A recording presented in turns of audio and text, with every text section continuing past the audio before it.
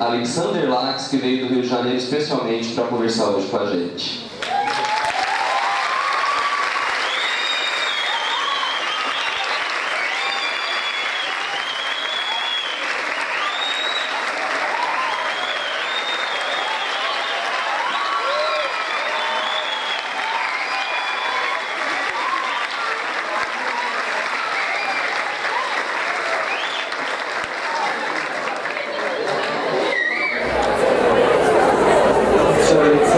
E antes de nós começarmos, gostaria de passar a palavra rapidinho para o nosso diretor pedagógico, Célio Tazinato.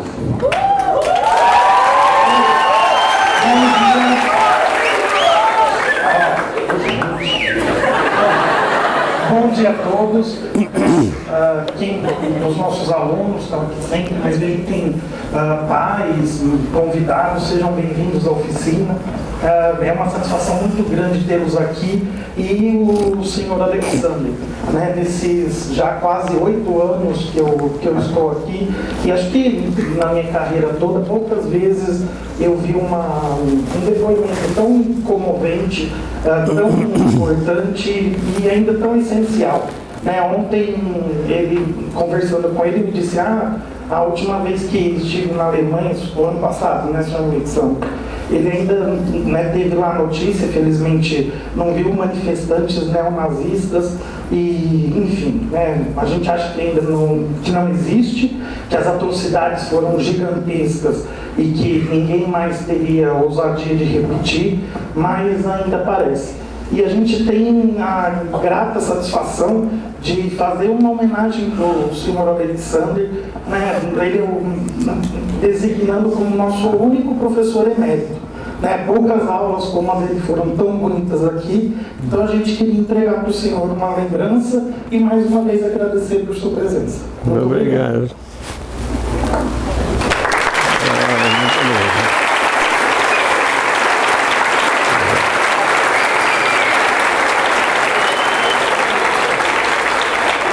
Muito obrigado. Professor emérito. Se fosse só professor, ia dizer que é falsa identidade.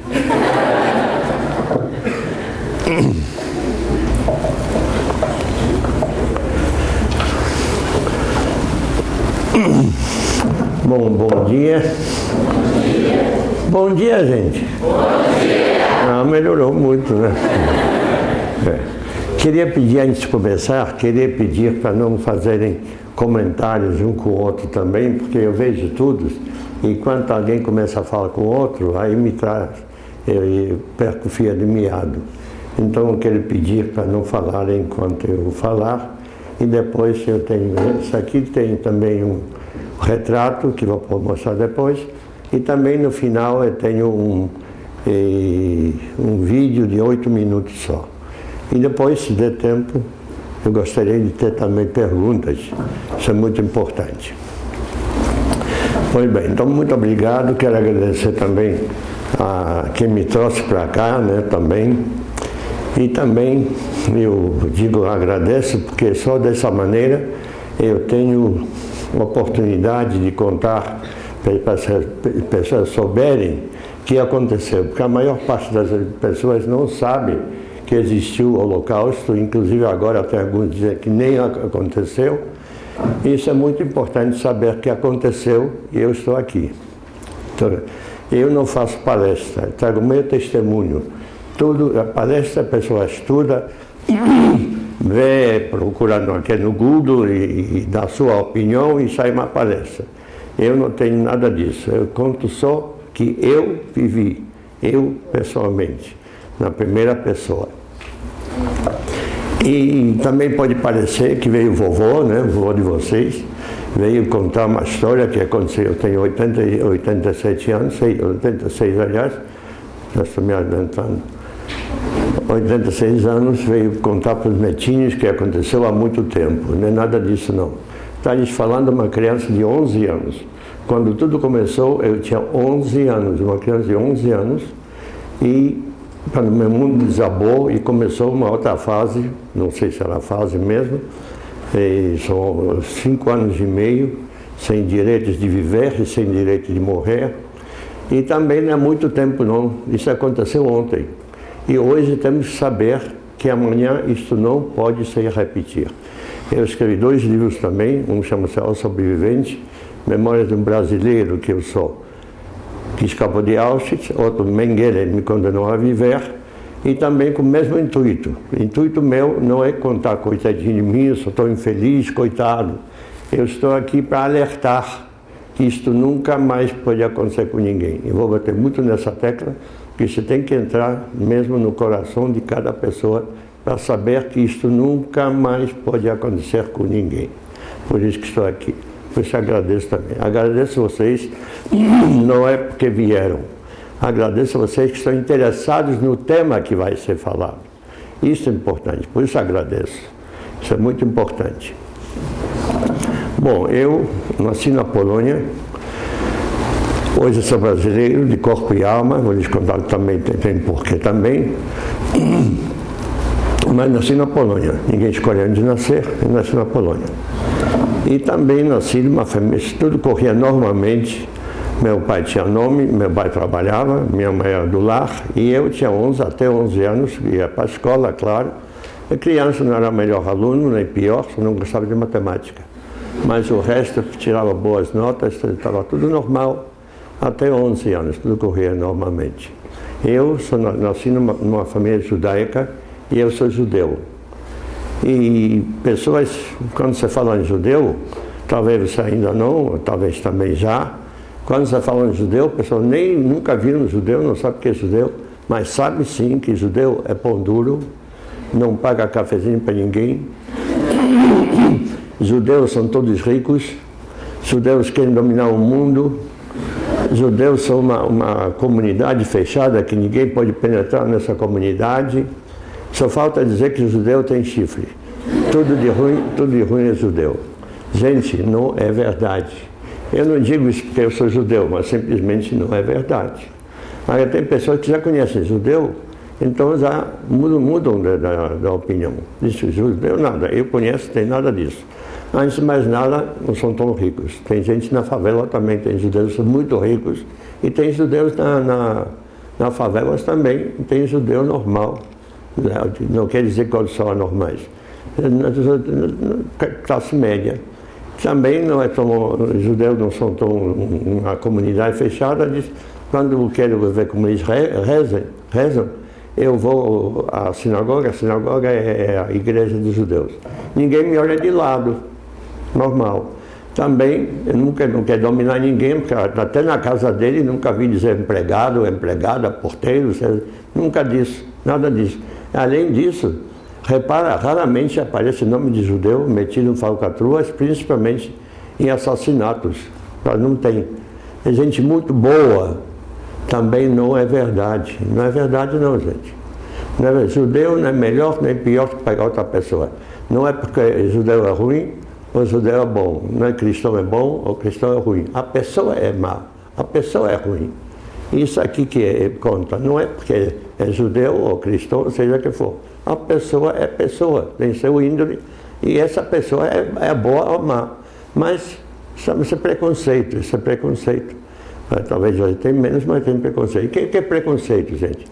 Preconceito podemos dividir em 2 palavras. Preconceito. Você faz conceito de uma pessoa, quando você conhece a pessoa, sai com ela, vive com ela, trabalha junto, conhece a pessoa. Você faz amizade com a pessoa, faz teu conceito da pessoa. Essa pessoa me serve ou não me serve. Tua escolha, não me serve ou serve. Então, mas o que tu fez é teu conceito. Mas quando faz aquele pré-conceito, antes, não conhece a pessoa, não gosta porque ele é branco, não gosta porque ele é preto, não gosta porque tem olhos azuis, não gosta porque tem cabelo comprido, não gosta, usa piercing, não gosta, acabou. Você já fez teu pré. Quando vai fazer o conceito, você bem 10 pedras na mão e não tem diálogo. E geralmente é contrário. Você faz aquele pré, que pessoa boa e vigarista. E contrário, essa pô, não me serve e pessoa é ótima.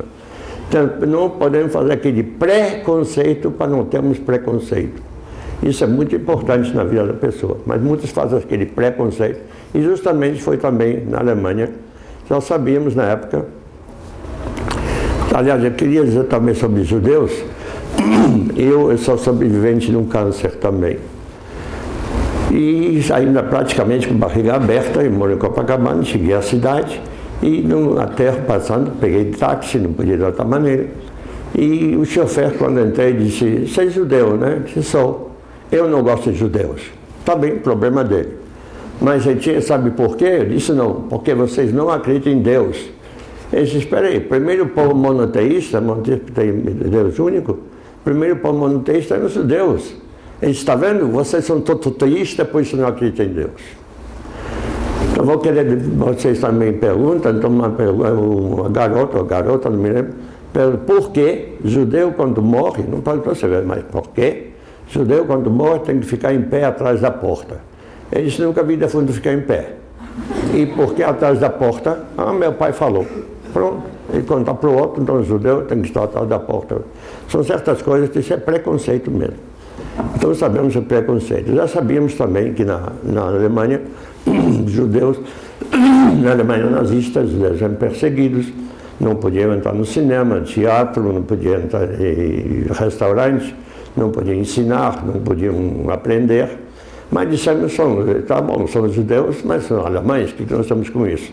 Nós somos judeus, somos poloneses, o que estamos... Eu sou judeu, mas sou brasileiro, o que eu tenho lá acontecendo?" É errado, gente. Quando vemos uma coisa errada, nós temos que protestar. Não podemos deixar acontecer. Depois de acontecido, é tarde. Mas ninguém protestou. A Alemanha, depois da Primeira Guerra Mundial, foi proibida a se armar. Isso, com o advento do nazismo, eles começaram a se armar e ninguém falou nada. Quando se sentiu um pouco mais forte, aí tem a Áustria. Na Áustria você fala alemão. Disse: "Não, nós se fala alemão, então é alemão. Só queremos isso aqui porque fala alemão, então não tem Áustria." Anexaram a Áustria ao Terceiro Reich, a Alemanha nazista. Ninguém falou nada, muito pelo contrário, ajudavam. Aí veio a vez de Tchecoslováquia, hoje a República Tcheca, a República Eslovaca, mas ela junto. Tem lá um enclave onde tinha muitos alemães, você falava muito alemão também, e tcheco também, claro, país democrático, fala como quiser. Dissemos: "Só queremos esse pedaço, nós queremos paz, mas só esse pedaço nós queremos."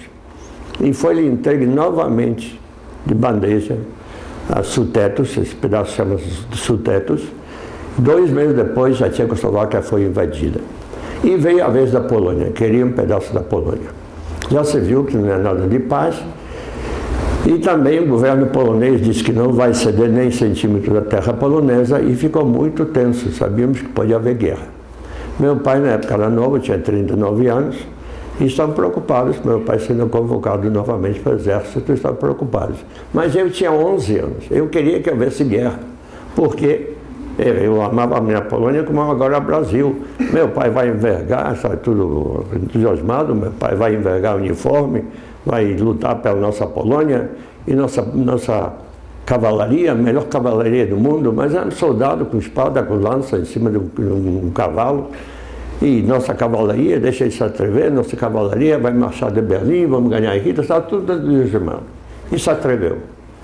1º de setembro de 1939, as hordas nazistas invadiram a Polônia. A Polônia não estava preparada para a guerra, aliás, ninguém estava preparado para a guerra, não só a Alemanha, que se armava. E era numa sexta-feira, o dia sagrado dos judeus não é domingo, é sábado, porque de acordo com Deus fez o mundo em 6 dias e descansou o sétimo é sábado. Então nós descansamos, não se trabalha, se reza vinho, se reza e tal.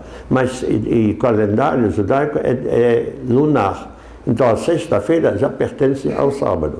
Então sexta-feira de noite já se faz uma ceia melhor. Geralmente você come qualquer coisa, mas sexta-feira de noite já se reza vinho, você come peixe, carne, esperando o dia sagrado do dia seguinte. E era uma sexta-feira, estava na rua, ele não tinha escola. Minha mãe disse: "Vem comigo no mercado de peixe, comprar peixe para de noite", e fui com minha mãe. Na volta já vinham levas e levas de aviões indo bombardear a capital Varsóvia. Naquela época a aviação era... Ninguém viu, a Força Aérea Polonesa tinha alguns teco-teco, nem isso. E lá vinham levas, também se andava de navio na época, mas lá vinham levas e levas de bombardeiros indo bombardear a capital Varsóvia. Tinha tantos que escureceram até o céu. Nunca tinha visto tanto. Na passagem, sobre uma cidade grande chamada Lodz, também deixaram cair umas bombas lá, e o governo da cidade pediu para ficarmos no escuro, para não sermos alvo, na passagem dos aviões, não sermos alvo de bombardeio. E assim foi 3 dias. Nós morávamos num subúrbio muito bonito, depois começou uma praça também muito bonita, e começou o centro da cidade logo em seguida. Estávamos dormindo, depois de 3 dias, uma tia veio da cidade, acordou gente, estão dormindo, o exército polonês está batido, está deixando a cidade. Me vestiram, desci com meus pais, uma lástima. Soldados ensanguentados, sem armas, correndo, com um exército batido, né? Estava triste mesmo, estávamos muito tristes, não podia fazer nada. E começaram, de fato, a deixar a cidade. Logo, começaram a aparecer svásticas e canções nazistas. E por quê? Olha, nós sabemos que nasce brasileiro, Estados Unidos americanos e assim diante, né? Na Alemanha não. Na Alemanha você pode nascer na Alemanha, não conhecer outro país, amar a Alemanha, só falar alemão, trabalhar na Alemanha, mas se não tiver pais, antecedente alemão, você nunca terá cidadania alemã. E pode nascer até no Brasil, ou seja, onde for, se tiver antecedentes alemães, eles te consideram alemão. E justamente se deram na Polônia também. Eram bons poloneses, enquanto tinha Polônia. Mal deixou de ser, eles se consideraram alemães e aderiram em peso ao nazismo. E começaram a aparecer os svásticas. Svástica pessoas às vezes nem sabem o que é. Svástica é emblema nazista. Emblema nazista, isso representa preconceito, exclusão, racismo, antissemitismo, ódio e morte. Tudo que é de pior, a svástica representa. E é exatamente isso. Isto aqui é em preto, aqui isso é mais branco, isso é em preto, aqui dentro de um círculo branco e aqui é vermelho. E começaram logo a aparecer, eles consideravam alemães, e começaram a aparecer com essas porcarias e logo com suas canções racistas. Podiam fazer nada, e assim foi mais 3 dias. Depois de 3 dias, acenderam-se as luzes. Eu, com meus 11 anos, corri lá para ver o que está escrito. Nem me dava conta que perdemos a guerra, perdemos a cidade. Corri para lá, e rádio era escasso, não tinha jornais, e para sabermos como temos que proceder, nas esquinas eles puseram avisos com escrita lá, nós tínhamos que ler, para sabermos como temos que proceder. E eu, com meus 11 anos, corri para lá e estava assim: amanhã, dia tal, o exército alemão, a Wehrmacht, entrará na cidade de Lodz. E quem esboçar menor resistência ou sabotagem será punido com a morte. Olha, gente, naquela época a morte era uma coisa abstrata. Não tinha confrontos, não tinha bala perdida, não tinha morte, não se brigava. A vida era muito cara, a vida era cara. Hoje também. A vida é cara. Nossas vidas, a vida de vocês não tem preço. Não tem preço, é muito cara. Não tem preço a vida que rege. Não é a morte, como eles dizem, mas a vida sim. A vida de vocês é muito cara. Mas eu disse naquela época que é muito cara, porque você fala hoje muito direitos humanos. Direitos humanos, o que são direitos humanos? Direitos humanos podemos resumir numa palavra: respeito. Se respeitar teu próximo, ele vai te respeitar. Se ele não te respeitar, você também não vai respeitar, e não tem direitos humanos. É respeito. Eu sei por mim, naquela época tinha muito respeito, por isso que era muito caro, hoje também. Mas é muito caro porque eu sei de mim, por mim, eu estava numa condução, entrava uma senhora, não precisa ser uma ideia idosa ou velha, nem se fala, mas uma senhora, eu tinha que levantar e dar lugar a ela. Porque isso é respeito, isso é direitos humanos. Hoje você entra numa condução, os jovens estão sentados e os velhos estão em pé. Isso é falta de direitos humanos. E com tudo isso, eu bati de frente com o nazismo morte. Fiquei muito, muito impressionado com essa morte. Era numa sexta-feira também, cheguei em casa, meu pai já estava em casa, e ele reparou, disse, o que é contigo? Esse pai, eles vão matar a gente. Meu pai disse, o quê? Não entrava na cabeça dele que você possa matar ninguém. Ele disse, você tirou isso? Ele disse, pai, está escrito lá, no final está escrito morte. Meu pai disse, não, nós perdemos a cidade, Varsóvia ainda resistia, a capital, vamos perder a guerra com certeza, eles não querem bagunça, estão ameaçando com a morte, mas não se mata pessoas assim não é nada disso, vai dormir, vai. Dia seguinte, fui dormir mais sossegado, e dia seguinte foi com os amigos ver o exército alemão entrar na cidade. De fato, era um espetáculo muito bonito. Nós estamos acostumados que a tração era animal, cavalo puxava carroças do exército, soldados em cima do cavalo, com a espada, o cavalo puxava artilharia, mas lá era tudo motorizado, até com soldados com cavalos em cima de caminhões. Mas nossa admiração acabou no mesmo dia. Dia seguinte, naquela praça que eu disse que separava o centro da cidade com o nosso subúrbio, apareceram, não vou dizer enforcados, penduradas pessoas com tabuleta. Eu sabotei a Wehrmacht, do exército alemão. Pessoas eram tão incrédulos naquela época, disseram, não, isso é cera, ficaram amarelos, isso é cera, não é nada disso, mas eram pessoas assim, para botar medo nas pessoas. Também a cidade de Lodz e o Estado foi anexado ao Terceiro Reich, Alemanha, e fomos regidos pelas leis racistas de Nuremberg. Judeus, logo, fomos obrigados de usar uma estrela amarela de 6 pontas, uma na frente e outra nas costas, para diferenciar do resto da população. Fomos obrigados, quando vemos alguém com uma swastika ou uniforme, tinha que cumprimentar, tirar o chapéu. Isso também servia. Se tirava, dizia, vem cá, judeu, por que você tirou o chapéu? Me conhece? E antes de responder, já dava uma surra no judeu. Se não tirava, vem cá, não sabe que tem lei? Por que você não tirou? Dava uma surra. Também fomos proibidos de andar na calçada, tinha que andar no meio-fio. Pegavam, os judeus, de sempre trabalho coisa nenhuma.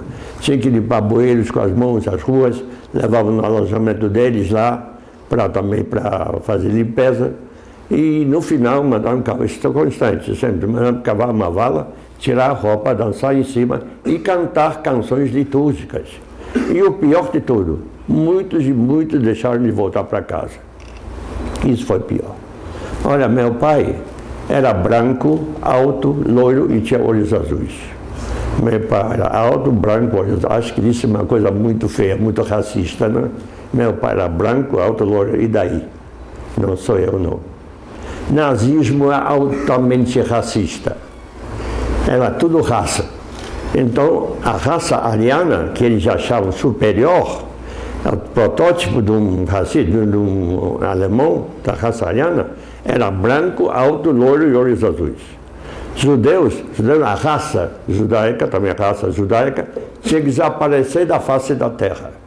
Outros povos seriam escravos dos brancos, altos, louros e olhos azuis, que eram eles. Agora vamos ver. Meu pai tinha que desaparecer da face da terra porque era judeu. E não era, era justamente branco, alto, loiro, olhos azuis. Agora o Hitler não era alto e não era loiro. E meu pai era superior, inferior que ele superior. Esse berrava, o Goebbels, ministro de propaganda, esse que berrava desde manhã até da noite, ao branco, alto, loiro, olhos azuis, era baixo, puxava uma perna, tinha cabelo preto e olhos castanhos. Cadê a raça, gente? Isto não existe. Isso só existe na cabeça de um nazista, de um racista. Esse negócio de raça, isso não existe. Mas para eles, mas meu pai tinha medo de sair de casa. Matavam de qualquer maneira, mas branco, alto, loiro, azuis, com 2 estrelas, com certeza iam matá-lo e tínhamos que comer. Na Polônia faz muito frio. Chega até 25, 30 graus abaixo de zero. E tinha que ficar na fila para vender 1 quilo de pão. Tinha que ficar na fila. Meu pai tinha medo de sair, minha mãe também. E eu não tinha 12 anos, não fui obrigado ainda a usar uma estrela, sobrou para mim. Me vestiram bem claro, Mas assim mesmo eu saía 4 horas de madrugada, 2 horas de madrugada, ficava até 8 horas do dia seguinte para comprar esse quilo de pão. Quando antes de começar a vender, vinham 2 policiais e geralmente a Juden Raus, judeus fora, e começaram a bater logo. Eu não tinha minha estrela, eu vou ficar, ninguém precisa saber que sou judeu. Mas geralmente tinha um polonês, me caguetava, isto é judeu, não sabia nem falar direito, isto é judeu, dá o ciúde. E de fato, às vezes me tiraram de pontapé, chegava em casa chorando e não se comia naquele dia. Não falo com ódio, não falo com raiva, não tenho isso no meu coração, mas muito, muito sentido. Afinal das contas, eu era polonês, ele perdeu a pátria, eu também era polonês, amava a minha Polônia. E sempre nós estávamos juntos, brincávamos juntos, andávamos juntos, brigávamos juntos. Mal chegaram alemães, eu era judeu, não podia comprar meu quilo de pão. Essa é uma das razões que digo, eu não sou polonês, não, eu sou brasileiro de corpo e alma. Aqui não ia acontecer isso. Também tinha alguns vagabundos, não vou dizer isso, alguns vagabundos se aproveitavam disso, espagavam os judeus, assaltavam, os judeus não podiam entrar na polícia da queixa, porque não saía mais vivo. E aí começaram a falar que vou fazer guetos. Eu não sabia o que é gueto, e meu pai me explicou. Na Idade Média, acho que todos aqui sabem que é Idade Média, na Idade Média, o Concílio Ecumênico decretou, naquela época tinha o catolicismo, o Concílio Ecumênico, me parece que de Latrum, não sei qual for, decretaram que judeus não podem morar junto com cristãos. Então foi reservado nas cidades grandes, até principalmente na Itália, a pior parte da cidade, e judeus tinham que morar naquele lugar. Não podiam sair assim, mas morar junto não podiam. Mas por um tempo a igreja ficou mais tolerante, também veio a Revolução Francesa, os judeus ganharam também a mesma cidadania também, como hoje, você pode ter um judeu vizinho, nem sabe se é judeu, ele não sabe se você é cristão, ou seja, que for. E aquilo diluiu-se, mas nazistas trouxeram a Idade Média para o século XX e começaram a fazer guetos.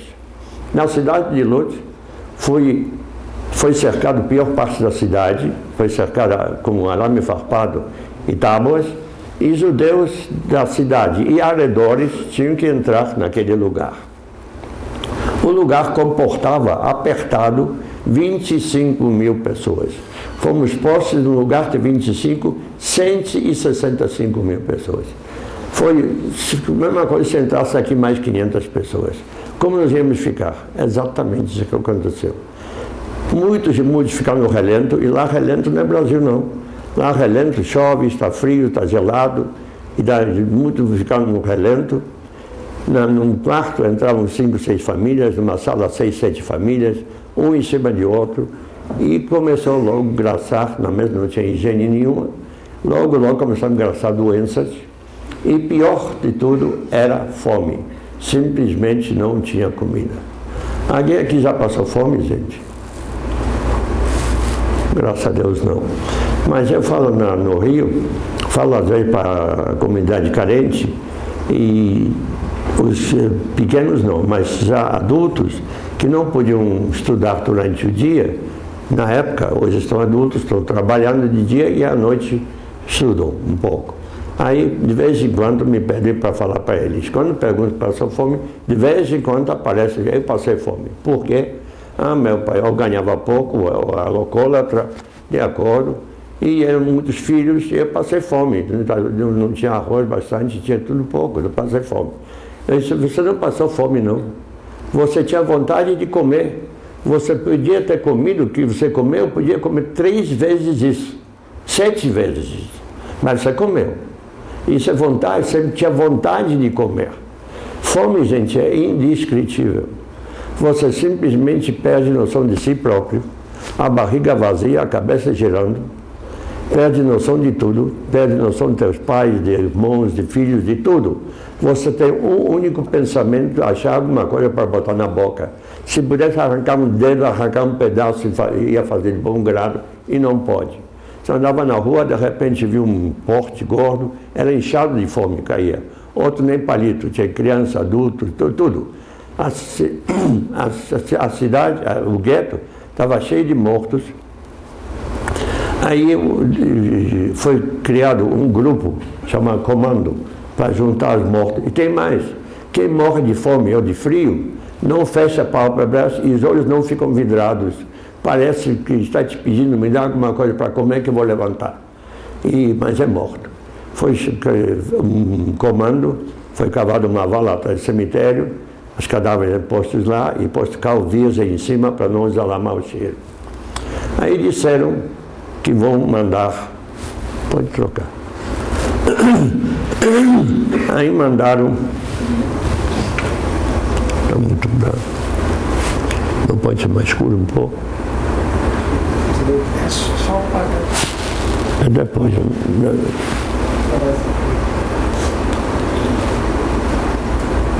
não, depois quando mostrar, pode assinar. Depois vou pedir, tá, obrigado. Melhor assim, não? Aí onde eu estava? Assim. Aí disseram, se fizéssemos fábricas e oficinas, eles dariam matéria-prima, nós íamos trabalhar, eles iam mandar comida. Foi feito no instante e muito bem feito. E começaram, de fato, a mandar comida. Olha, uma pessoa normal, tudo em caloria, tudo que você come em caloria, menos água, né? Então, uma pessoa, até Coca-Cola.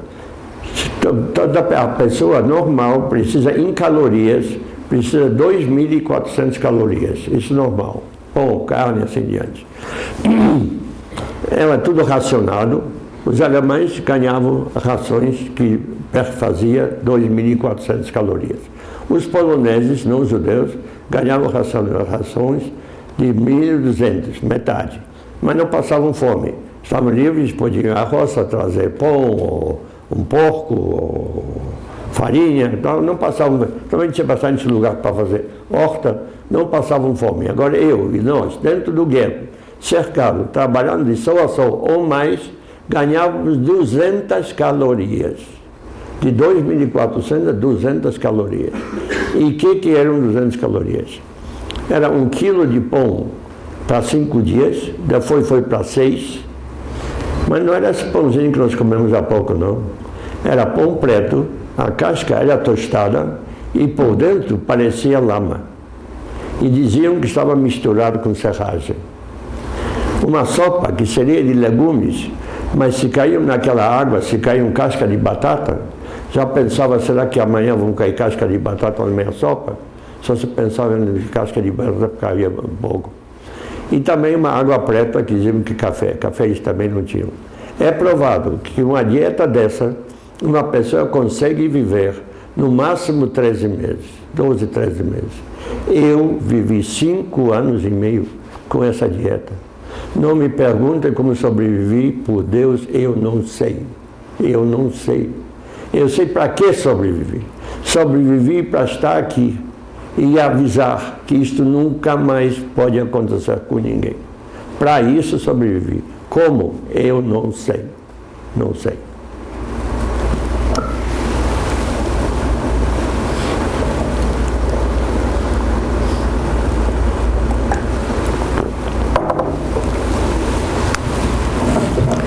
Logo de início, o gueto foi fechado 1º de maio de 1940 e eles permitiram para fazer escolas. Eu tinha 11 anos, eu fui à escola. Lá ganhávamos mais uma sopa de legumes, daquela casca de batata, que estava muito bom. E já na época tinha um nazista que tirava retratos a cores, aquacolor. Aqui há pouco tempo nós fazíamos preto e branco, isso é coloria. Mas eles já tinham, em 1940, já tinha aquacolor. E tinha um nazista que tirava a cores, por quê? Porque a raça judaica tinha que desaparecer da face da terra. Então, para mostrar como era a raça judaica, a raça que eles extinguiram, começaram a fazer museus para mostrar como eram os judeus que não existem mais. E ele tirou o retrato da classe, da escola onde eu estava. Eu também, estava naquela... Ele tirou o retrato. Sabia, isso passou, foi em 1940, logo que fecharam a guerra.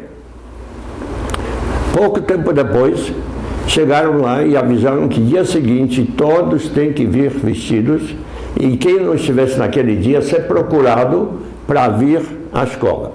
Quando cheguei em casa, eu contei isso, meu pai olhou assim e disse: meu filho, amanhã você não vai para a escola. Aí ele disse: é só, papai, amanhã você não vai para a escola. Me levou na casa da minha avó, estava viva, depois foi assassinada. Me esconderam, eu não fui à escola. A escola toda foi levada ao extermínio, ao primeiro campo de extermínio em massa na história da humanidade. Chamava-se Helmno, em alemão Kulmhof. Lá foram exterminados 400 mil pessoas nesse Kulmhof, com gás monóxido de carbono. Tinha 2 motores de submarinos russos, injetavam monóxido de carbono e as pessoas morriam asfixiadas. A escola toda foi levada, o único sobrevivente da escola sou eu. Quando eu saí da Europa, eu disse: não vou pisar mais nem na Polônia, nem na Alemanha, hoje eu vou. Não vou pisar mais lá. Mas eu estava lá perto, foi delegado do Brasil, encontro dos prisioneiros, perto, foi a Polônia. Não sei como sou presidente da Associação Sobreviventes, aí me fizeram lá uma audiência com o prefeito, e o prefeito me deu um carro com a pessoa que trabalha lá e disse: onde quisesse ir, ele me levasse. E me levaram, e a primeira coisa que quis ver justamente esse campo de extermínio. Primeiro campo, Helmno. Fui lá, me quebrou, mas me quebrou mesmo. Quando saí de lá, aí o que dirigia o carro, ele é de Londres também, nasceu depois da guerra, ele perguntou: o que você fez no gueto? Eu disse: primeiro eu estava numa escola, depois fui trabalhar como metalúrgico. Ele disse: na escola onde? Lá a escola não tem nome. Mas eu disse o nome da rua, ele disse: eu sei onde é. Você quer ir lá? Não é mais escola, mas se quiser ir lá, vou. Se quero sim. De repente encostou o carro, puxou uma Xerox e me mostrou, disse: olha, não é você, era eu. Depois de 60 anos, eu vi a Xerox daquele retrato que aquele nazista tinha tirado em 1940. Quase me dá o troço lá. Depois foi ao lugar também. O retrato foi achado pouco tempo antes. O original está em Frankfurt, na Alemanha. Também tem uma cópia fiel em Museu do Holocausto em Washington, Estados Unidos. Tem em Yad Vashem, Israel. Tem um em Varsóvia, Polônia, e tem na cidade de Lutz, eu também. Me mandaram até agora, tem muitos retratos que eu recebi também quem sabia disso, comprou lá um livro e me mandou que tem esse retrato. Se pudesse diminuir agora, é um favor. Pode diminuir as luzes, por favor.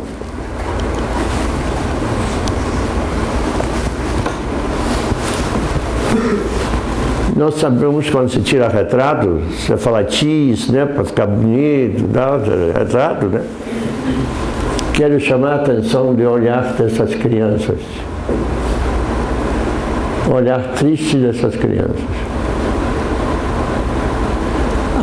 Algumas delas, crianças que já tinham 12 anos. Já tinham 12 anos. A roupa surrada, e isso foi em 40, imagina mais tarde. Isso foi logo fechado do gueto. Olha a roupa surrada dessas crianças. Esse está um pouco melhor. Olha o sapato deles. Tem um só aqui, e estamos aqui com as panelas para pegar essa célebre sopa de legumes, de casca de batata que eu disse. Mas tem um só, este aqui, está até, não sei se estou rindo ou por causa do sol. Este aqui sou eu. Olha a roupa. Isso aqui é minha vermelha. Este aqui sou eu. O único sobrevivente de uma escola, não é de uma classe, é de uma escola. Pode acenar. Depois que souberam que tem um sobrevivente, eu fui convidado para ir a Washington e também a Israel, e tem lá meu retrato, um depoimento sobre esse retrato. Bom, vou voltar. Aí, no gueto, era sempre a mesma coisa e tal, estamos lá com fome e tudo isso. Aí a Alemanha invadiu a União Soviética, a Rússia. Pensávamos que às vezes talvez os russos vão reagir ou até ganhar a guerra, mas foi justamente o contrário. O exército alemão, a Wehrmacht chegou perto de Leningrado, Stalingrado, Moscou, o Cáucaso. Sabíamos que para nós não tem perdão, vamos ter que morrer trabalhando e sujeira e doença dentro do gueto. Mas eles tomaram muito terreno. Aí avisaram que quem quisesse trabalhar na Rússia vai trabalhar na lavoura e lá vai ser melhor, porque sempre na lavoura sempre tem alguma coisa para comer. Não precisa ser forte, não precisa, pode ser até doente, tudo, quem quisesse pode ir lá trabalhar na Rússia. E muitos se inscreveram para sair daquela fome, daquela sujeira, né? Não, mas inclusive um tio meu também, é irmão da minha mãe. Mas inventaram, além de usar de Helm, já inventaram câmaras de gás móveis. Era um caminhão hermeticamente fechado e o cano de descarga que leva o monóxido de carbono, esse gás, era dirigido para dentro do carro. E as pessoas morriam lá dentro, asfixiadas dentro do carro. Imagina nós aqui, em vez de vir ar, vem gás e gás e gás. O desespero daquelas pessoas até de vir a morte. E levava de 20 a 30 minutos para morrer. O que essa gente lá dentro não sentiu? Depois inventaram um gás que matava mais rápido, chamado Ciclone B. Nos campos de extermínio em massa, depois era usado gás chamado Ciclone B, matava em minutos. Nós não sabíamos, no gueto não se sabia, pensávamos que pessoas de fato foram trabalhar. Mas se perdeu o contato com as pessoas, então o voluntariado começou a diminuir. Onde está essa gente? Vão embora, não escreve nada, estão mortos. Aí começou a diminuir o voluntariado. Mas ele precisava dessa máquina de morte, matar, matar, matar. Entendeu? Então decretaram toque de recolher, não tem mais voluntariado. Então, decretaram toque de recolher e avisaram, quem for pego, ouvindo o tiro tem que descer. E eles vão escolher quem pode ficar no gueto e quem vai trabalhar, entre aspas, na Rússia. E avisaram, quem for pego entre os esconderijos é sumariamente fuzilado. Assim mesmo, algumas pessoas, inclusive meu pai, começaram a fazer esconderijos. No gueto, as mulheres não podiam ficar grávidas. Se ficou grávida, tinha que se entregar ou ser entregue ao Gestapo, a polícia alemã, e disseram que vai dar luz num lugar melhor. Mas acabava morrendo, né? Mas no prédio onde nós morávamos, tinha um casal que teve uma filhinha de até 5 meses, menos do que isso. Eu acho que todos conhecem uma criança, o sobrinho, ou a própria irmã, ou na sua casa também. Essa criança era igualzinha, uma criança até 5 meses no máximo. E o casal com essa criança entrou no mesmo esconderijo que meu pai fez. E uma menina desceu para avisar, quando vierem, para avisar, para ficarmos quietos, não sermos descobertos e fuzilados. Quando ela viu passar um alemão, a rua acho que era pequena, quando viu passar algum alemão, já estamos chegando. Nós ficamos quietos sem se mexer, né, para não sermos descobertos e fuzilados. E a criança talvez já chorava antes, ninguém prestava atenção, ou nós ficamos quietos, a criança assustou-se, o fato que chorava. Sabíamos que é nosso fim. A mãe tirou o peito seco lá, foi muitas vezes assim, dava água, dava peito, água, peito, não chegava. Quando a menina chegou gritando, estamos chegando agora, caminhões tem muitos, estamos chegando mesmo. Olha, quem estava em pé não sentava, quem estava sentado não levantava, e a criança esperneava, gritava, sabíamos que nosso fim acabou. Talvez estava até de barriguinha também, de tanta água, tanto leite, e sabíamos que acabou, é nosso fim mesmo. E estavam chegando. Minha mãe fica quietinha, filhinha, fica quietinha. Mas fala com a criança até 5 meses. No desespero, para não sermos descobertos, começaram a abafar o choro, começaram a botar edredões, cobertores, tudo para abafar o choro da criança, né? E de fato foi cada vez menos, tá? Ouvimos um tiro, pessoas precisavam chegar de volta, ouvimos gritos lá fora, tiro lá fora, levavam algumas pessoas da família, se alguém falou alguma coisa, ou também é espancado, ou levado, ou morto mesmo a tiro. E nós lá dentro, a gente estávamos sem se mexer. Quem estava em pé não sentava, quem estava sentado não levantava, Tínhamos medo de respirar para não ser ouvido lá fora. Quanto angústia, eu não posso descrever.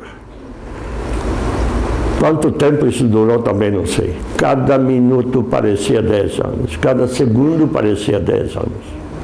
Quando no final já foram embora, pessoas começaram a voltar desfalcadas em casa com choro, chorando, né? Aí a criança, começaram a tirar tudo de cima da criança, a criança estava morta, asfixiada. Isto foi assistido por outra criança de 13 anos. Eu tinha 13 anos. Vi uma criança de meses ser morta, asfixiada, porque chorava e porque era criança judia. Todos têm direito à vida. Todos temos direito à vida. Esta criança não tinha, porque era criança judia e chorava. Naquele dia, não fomos descobertos, não fomos fuzilados, mas perdemos 3 pessoas. Os pais perderam o amor, a vida. À noitinha, saíram dos esconderijos e se entregaram às carrascos junto com o cadáver da criança. Hoje, quando vejo uma criança chorar, eu chego perto. Não é que quero ver que chora, mas eu sei que vão fazer tudo para a criança não chorar. Isso que me dá alegria, porque todos têm direito à vida. Esta criança não tinha.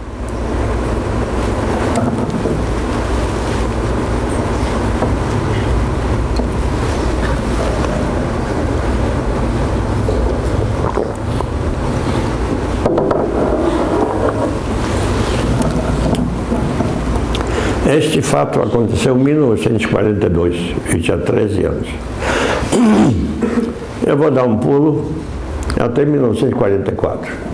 No gueto era sempre a mesma coisa, deportações trazendo de outras partes. No gueto se morria de frio, de fome, de sujeira, de tudo de ruim. Em 1944, a Alemanha estava perdendo a guerra. E disseram que o gueto vai ser dissolvido e vamos ser levados para a Alemanha, porque no gueto tinha até dinheiro especial, não valia nada, era tudo artificial. Você trabalhava, ganhava dinheiro que só valia no gueto, em papéis, e só podia comprar 200 calorias, não é mais. Mas na Alemanha, não, na Alemanha vai ter cantina, eles vão ganhar em marcos, dinheiro forte e tal. Sabíamos que muita coisa é mentira, mas pensamos que o gueto de fato vai ser levado para outro lugar.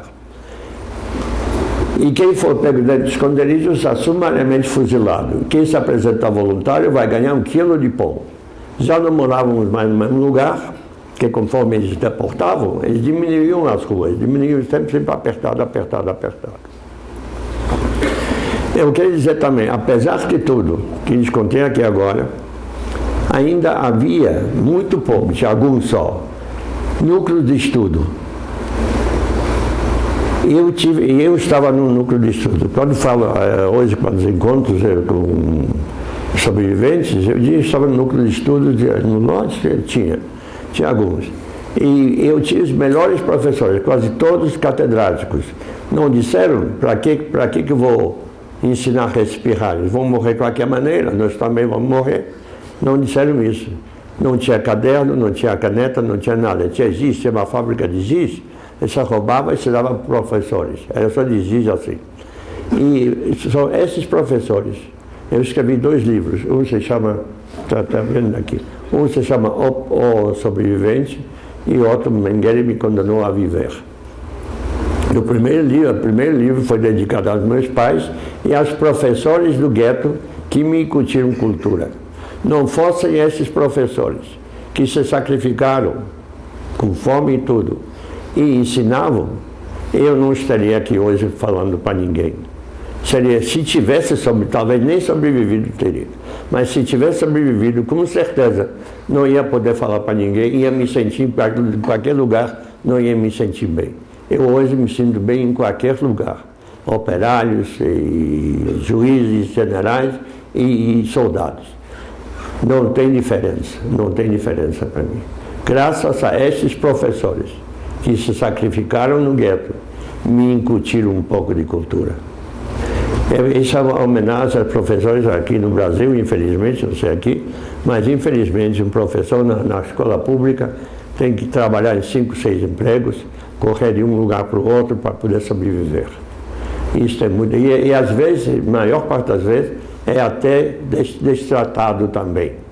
Isso aqui é homenagem aos seus professores, que também fazem tudo para ensinar e merecem todo o nosso respeito. Mas eu vou voltar. Então disseram que quem se apresentar voluntário vai ganhar 1 quilo de pão e quem for pego vai se esconder, vai ser fuzilado. Já não moravam no mesmo lugar, mas assim mesmo estavam escondidos também. Acabou pouca coisa, depois de um dia, 2, acabou. Meu pai disse, vamos morrer aqui de fome, vamos se entregar. E fomos lá, já tinha vagões lá de gado, né, de transporte, de trem, já estava lá. Ganhamos 1 quilo de pão, cada um ganhou 1 quilo de pão. Gente, eu estava com 1 quilo de pão na minha mão. Não me lembro se era pão branco, pão preto, eu sei que estava com 1 quilo de pão. Não vejo hoje esta riqueza que possa ser comparada com aquele quilo de pão que eu estava na minha mão. 6 dias de vida na minha mão. Se tivesse me dado um saco de brilhantes, um saco de ouro, não teria trocado. Não vejo hoje essa riqueza que pode... Se tivesse me dado um bairro inteiro, não teria trocado com aquele quilo de pão. Entramos nos vagões, fomos fechados por fora e o trem começou a andar. Era em agosto, estava muito quente ainda, o vagão era muito apertado, um em cima do outro, vagão de gado, e o trem andava. De repente, se ouviam gritos, água, água, água. Ora, eram gritos que vinham de dentro de alma. Eram tão pavorosos que todos começaram a sentir sede. Era um horror mesmo. E gritos, água, estou morrendo, água, água. Procuramos, não tinha água.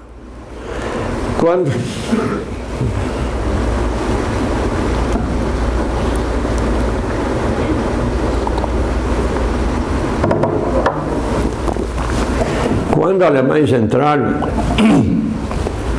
tínhamos que entregar tudo de valor. Era dinheiro, era joias, era anéis, era relógios, tudo tinha que ser entregue, casaco de pele de mulher, tudo que de valor, candelabros, para eles mandarem para a Alemanha. Também 4 anos em gueto, ninguém não tinha nada. Mas já tinha uma pessoa no vagão que tinha escondido um relógio, naquela época se usava relógio de bolso com aquela corrente, e ele tinha um relógio desse. Ele batia, geralmente os vagões não tinham nem janela. Onde eu estava tinha janela, estava com um arame farpado, mas tinha. Ele batia lá, o nazista botou a cabeça olhando, o que foi? Aí ele disse, olha, eu tenho um relógio suíço, olha como pesado, vê a corrente, olha, tem pessoa morrendo aqui de sede, tá, leva isso, traz água, ele está morrendo já atrás do... Ele disse, olha, meteu a mão, tirou, não trouxe água. Os gritos foram cada vez mais fracos. Um adolescente morreu naquele vagão de sede. Isto me marcou enquanto Deus me der faculdade de pensar, eu não posso me livrar desses gritos, água, água, água.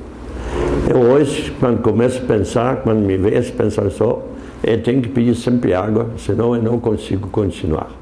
Eu tenho que beber água. Na minha mesinha de cabeceira, se beber primeiro.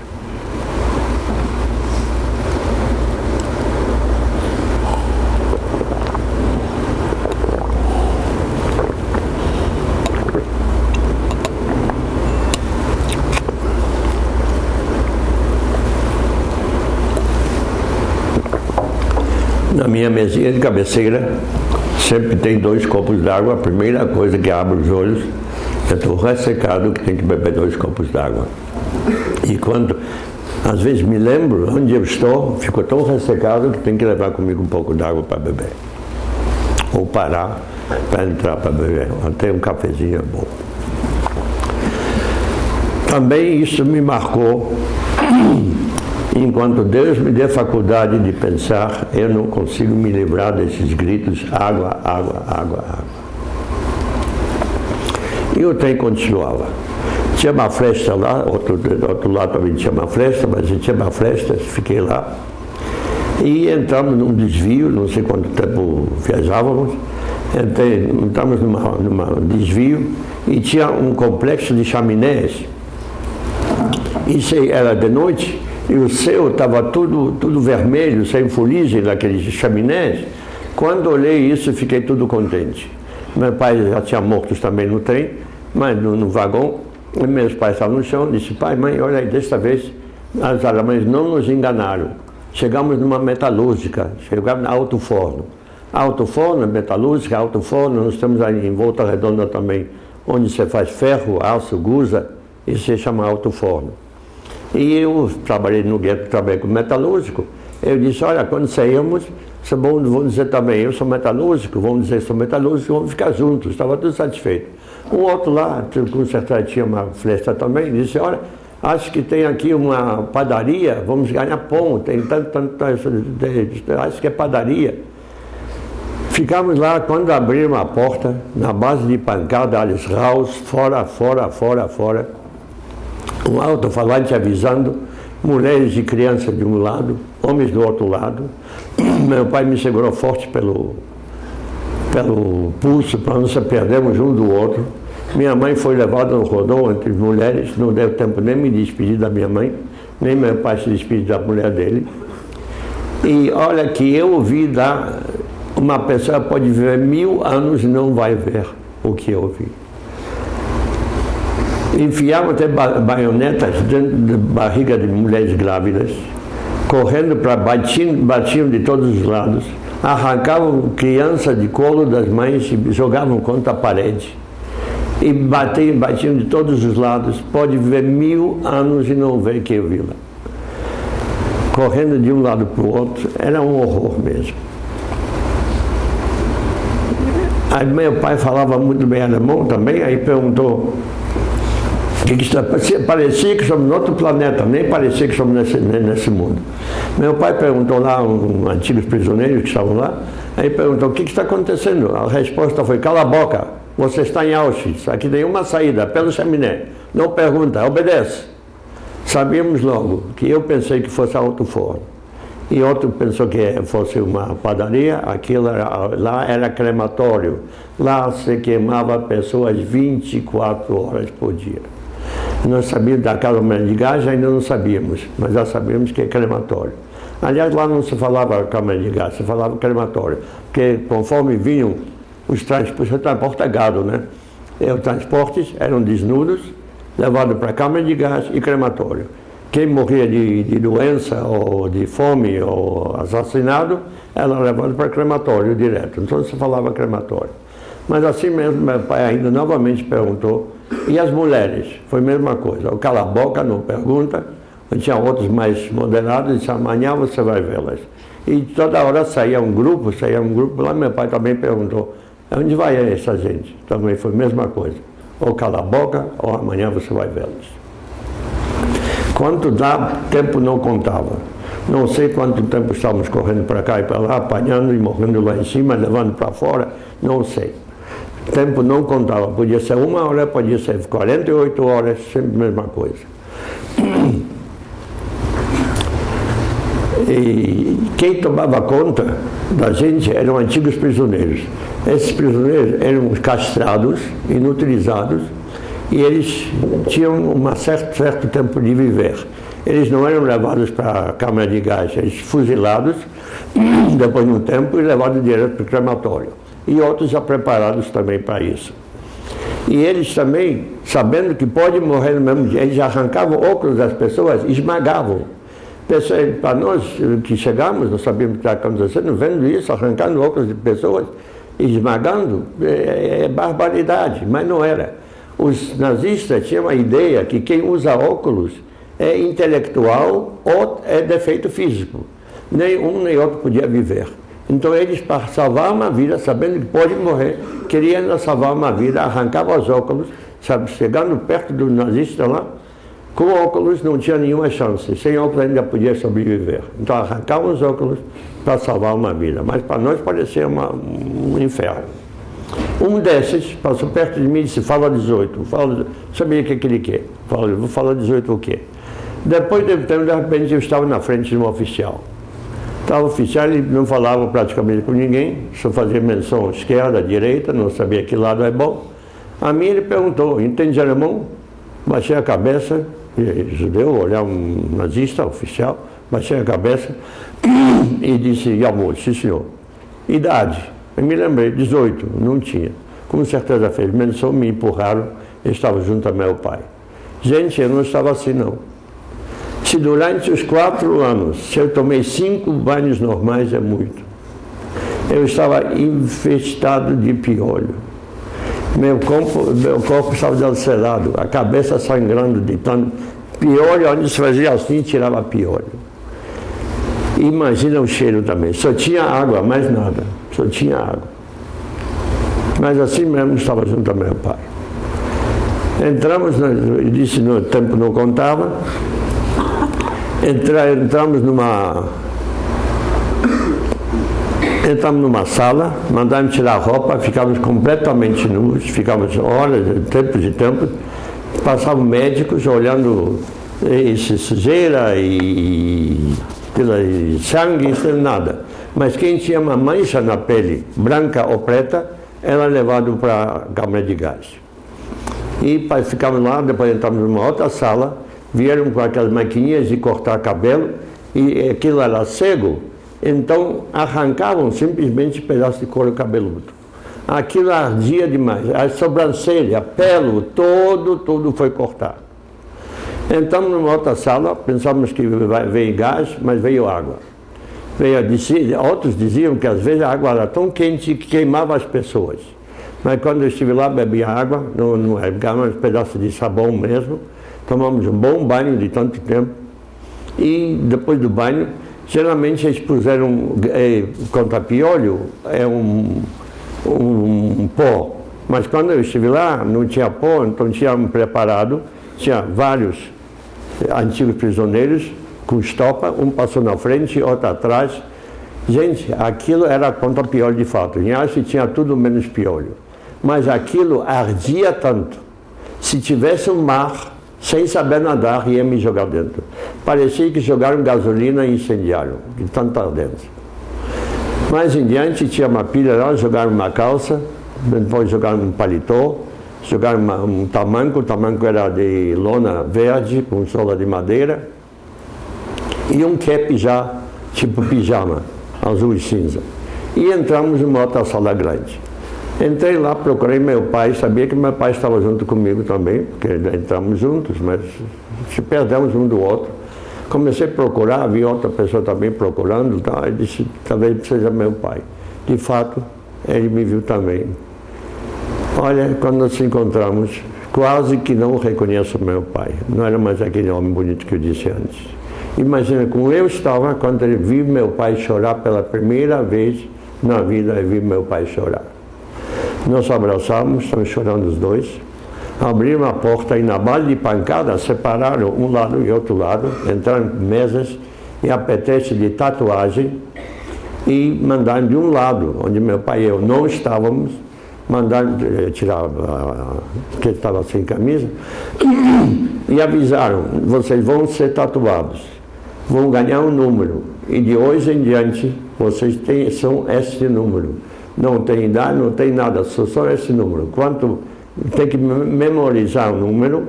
Quando chegarem para alguma coisa, querer alguma coisa, tem que falar primeiro o número.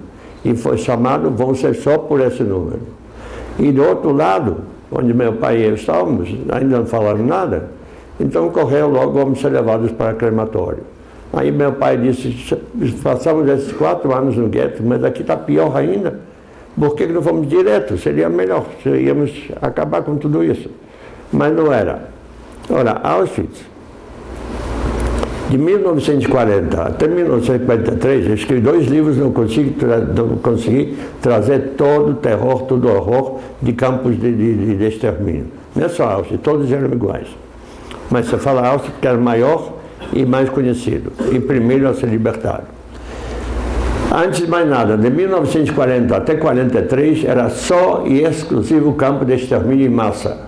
Conforme vinham um transporte, se transporta gado, mas geralmente eram judeus. Conforme vinham lá, eram desnudos, câmara de gás e queimados. De 1940 até 1943. Em 1943, a Alemanha começou a perder a guerra. E os jovens tinham que ir à frente de batalha. Disseram os judeus que ainda conseguem trabalhar, podem e devem também fazer parte da força de guerra para a Alemanha. Então, de alguns transportes, nem de todos, alguns transportes, por acaso meu pai e eu também, eles tiravam 2/3 iam direto para crematório, para câmara de gás. 1/3 era para trabalho. Então, estas pessoas que eles começaram a tatuar eram mandados a fábricas, ou geralmente fábricas de munição, ou empreiteiras, e lá eles, se ficaram doentes ou muito magros ou não agradaram, eram mandados de volta a Auschwitz e lá exterminados. Mas já que eles, a Auschwitz mandava mão de obra também, e tinha registro dessas pessoas que trabalhavam, se tornou campo de trabalho também, embora não em Auschwitz, mas eles já manejavam os outros que eles mandavam. Então se tornou também campo de trabalho. E também era um depósito, chamava-se Birkenau.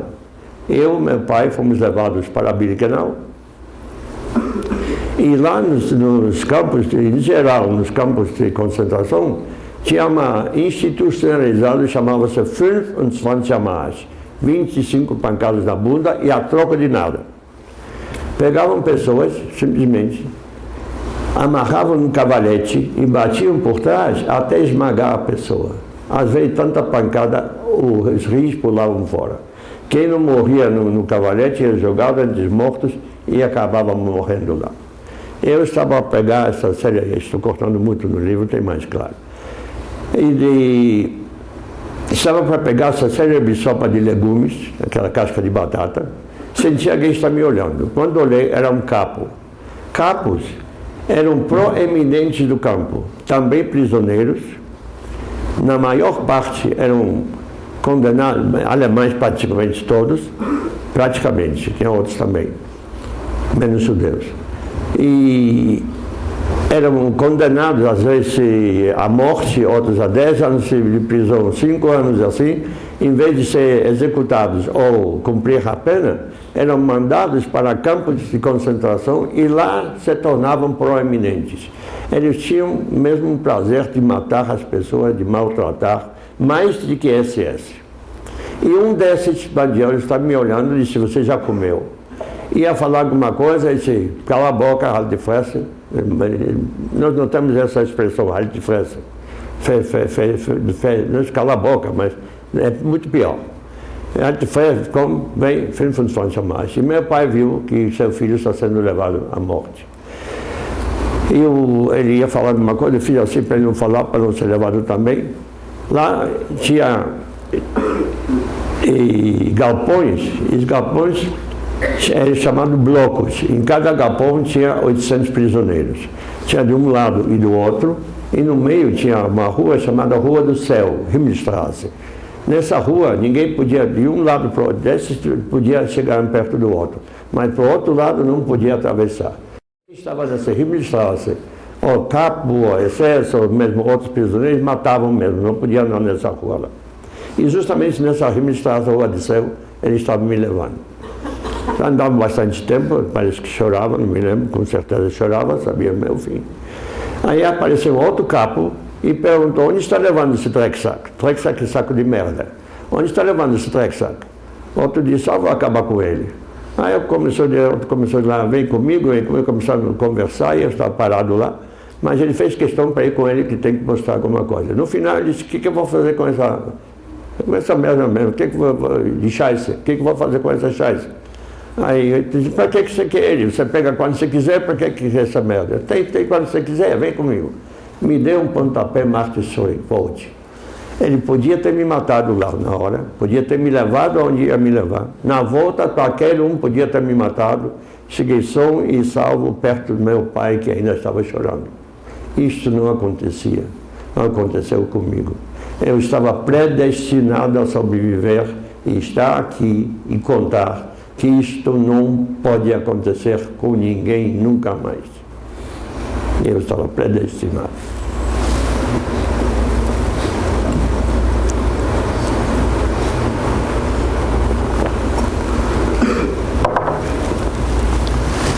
Mesmo dia, ou 2 dias depois, fomos levados para novamente fazer higiene, de fato foi higiene.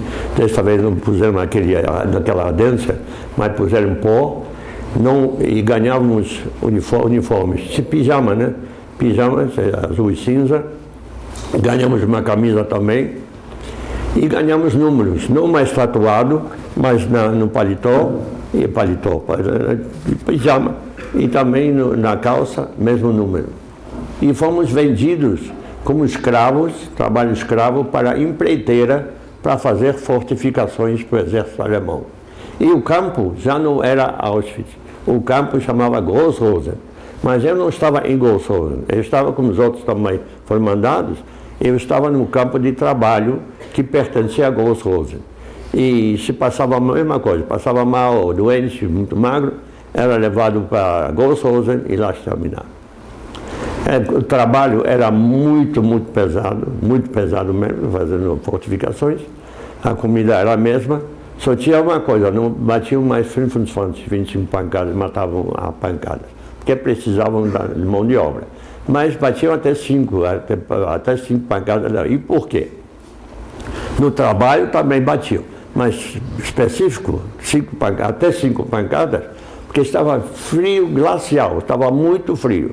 Estávamos com essa roupinha, só uma camisinha com aquele pijama, e trabalhávamos em construção. Tinha cimento. O cimento veio em saco de papel. Você pegava um pedaço de papel e se enfiava para não sentir tanto frio. Quem foi pego com um pedaço de papel na roupa, ele escrevia o número, quando chegava no campo, ele levava até 5 pancadas. E o papel, claro, jogado fora. E quem levava 5 pancadas não vivia muito tempo não, porque dia seguinte tinha que trabalhar, não trabalhou bem, novamente foi escrito e assim foi. Mas nesse campo, eu não estava em Grossrosen, estava nesse campo de trabalho, chamado Kaltwasser, e lá aconteceu comigo direto 2 coisas. Chovia torrencialmente, e lá quando chove, chove mesmo. E é gelado, aqui quando chove você pode tomar banho, mas lá não, lá chove e é gelado. Estava numa vala cavando, e tinha de lado, não muito longe, tinha um SS lá. Ele estava cheio de borracha, olhou para mim e disse: "É judeu, pão", pegou um pedaço de pão e jogou naquela lama. Geralmente, para eu sair daquela vala, eu precisava de 2, 3 pessoas, estava muito fraco. Mas naquele dia, eu não sei como até hoje me admiro, eu sozinho pulei fora daquela vala, sozinho. Me joguei em cima daquele pedaço de pão, botei na boca, comecei a mastigar, cheio de lama, mastigar. Outros viram pão também, começaram a correr, cair em cima de mim. Depois eu vi tiros também, ele estava embaixo. Não sei quando mataram naquele dia. Quando na pancada tiraram tudo em cima de mim, quando eu levantei, estava ele na minha frente. Calmamente tirou, eu baixei a cabeça, fiquei parado, calmamente tirou a arma, me deu uma coronhada aqui e me quebrou o nariz. O mundo veio abaixo, até hoje você vê. O mundo veio abaixo. Como estancou o sangue, eu não sei. Com certeza eu não desmaiei, senão eu teria me matado. Mas tive sorte de não me vazar a vista. Se tivesse vazado a vista, ia me lá para o Grossrosen exterminado. Mas eu sei que até hoje eu não respiro desse lado. Respiro desse lado e pela boca. E tenho um aparelho em casa, chama-se CPAP, com a máscara. Só com isso eu consigo dormir. Essa noite eu trouxe para cá, quase que não dormi. Também nesse mesmo campo aconteceu comigo direto também. Veio uma comissão médica. Lá médico não veio para curar, para ver quem não pode trabalhar mais, para mandar para Grossrosen. E eu agradei um. Me levou lá no trabalho, no alojamento deles, mandou sentar e disse: "Vou te arrancar um dente. E se doer, você pode gritar. Se não doer, não grita." Sem anestesia, sem absolutamente nada. Me arrancou um dente. Eu não era bom dentista. Gritava, me doía. Tudo ensanguentado, ia levantar, disse: "Senta aqui, vou te arrancar outro dente. Se você gemer, eu te mato nem um cachorro, vindo junto." E me arrancou outro dente, e nem gemi. Depois da guerra, botei aquele para poder comer, e ferrinhos me estragaram aqui mais 2, e aqui mais 3. Tem 2 implantes, 2 falsos aqui, e uma ponte aqui, o resto é meu. Não só a alma é machucada, o corpo também, e eu vivo com isso. Eu vivo com isso.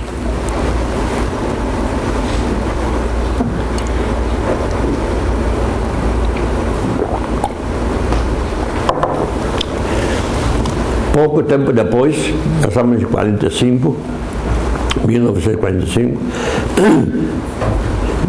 a frente chegou novamente perto. Desta vez disseram simplesmente: vocês vão à marcha de morte. Todas marcha de morte.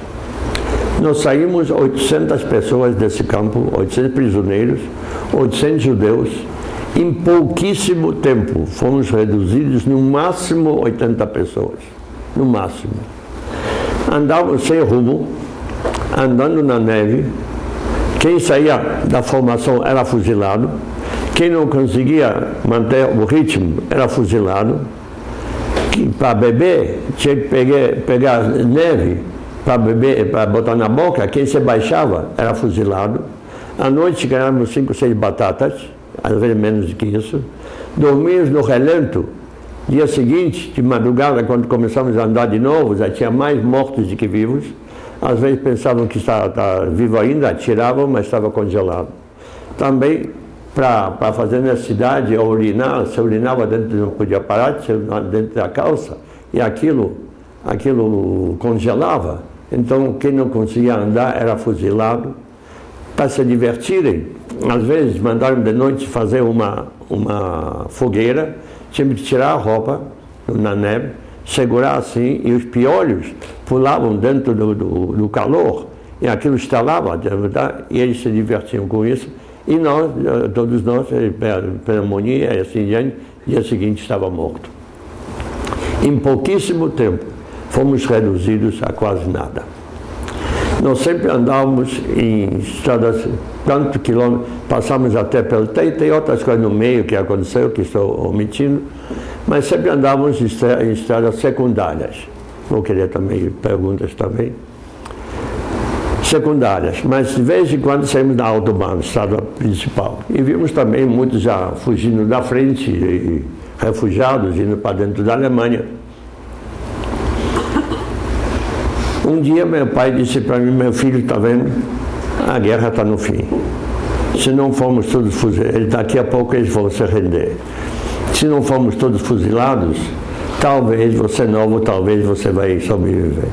E eu quero de você me prometer, se sobreviver, você nunca vai deixar esquecer que fizeram conosco. Como um homem pode cair tão baixo e fazer isso com outro homem. Pessoas talvez vão ter um bloqueio de entender que tanta maldade possa acontecer. Não vai entrar na cabeça de ninguém. Mas você sempre conta, não importa se é criança, se é adolescente, se é adulto, se é velho, você sempre conta para eles, porque eles não vão falar. Alguém tem que sobrar, eu quero que seja você. Senão vamos fuzilados todos. Você nunca vai deixar de esquecer. Sempre conta e conta. Está bem, pai, vou fazer isso. Vou morrer também. Eu disse: meu filho, agora eu não consigo mais andar. Eu vou sentar porque minhas pernas não me carregam mais. Não consigo andar, vou sentar. Não consigo andar. Ele disse: pai, se você sentar, eu vou sentar contigo. Eu não quero viver sem você. Meu pai disse: não, você tem que andar e faz tudo para sobreviver. Vai embora, vai. Ele disse: pai, eu não vou não. E ele, começando a fraquejar, estava junto a ele.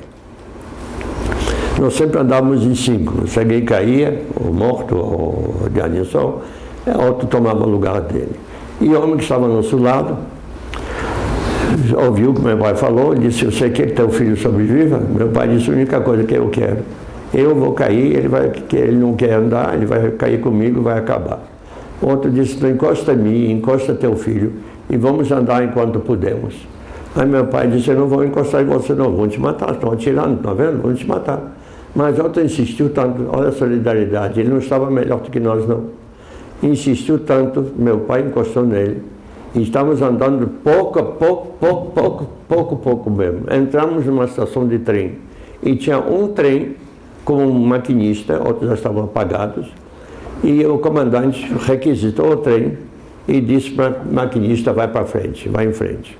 O maquinista disse: não sei se alemães ainda estão na frente. Ele disse: não, vai embora. Por isso que digo, no máximo 80 pessoas, 800, coubemos num vagão só. E depois chegamos num campo, andamos depois também, chamada Flossenbürg.